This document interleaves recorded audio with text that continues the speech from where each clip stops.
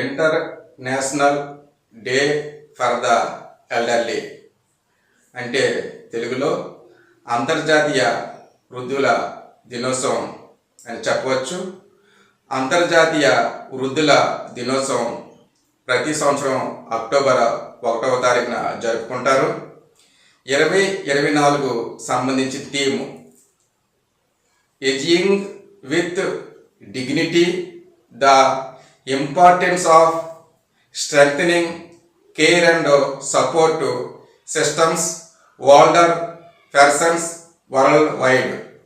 తెలుగులో ఈ అంతర్జాతీయ వృద్ధుల దినోత్సవం సందర్భంగా వృద్ధులు మరియు సంరక్షకుల గౌరవాన్ని గౌరవించే సంరక్షణ మరియు సహాయక వ్యవస్థలను బలోపేతం చేయడానికి కట్టుబడి ఉందాం.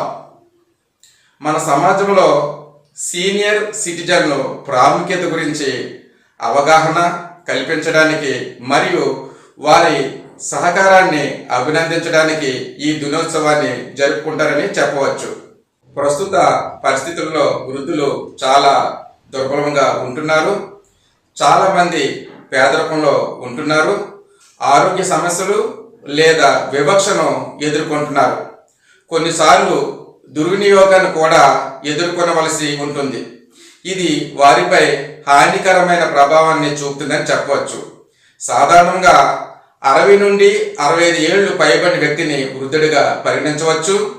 వృద్ధాప్యంలో వినికిడి లోపం, కంటి శుక్లం మరియు వక్రీభవన లోపాలు, వెన్ను మరియు మెడ నొప్పి మరియు ఆస్టియో ఆర్థరైటిస్, డిమోన్షియా సమస్యలతో బాధపడే అవకాశం ఉన్నది.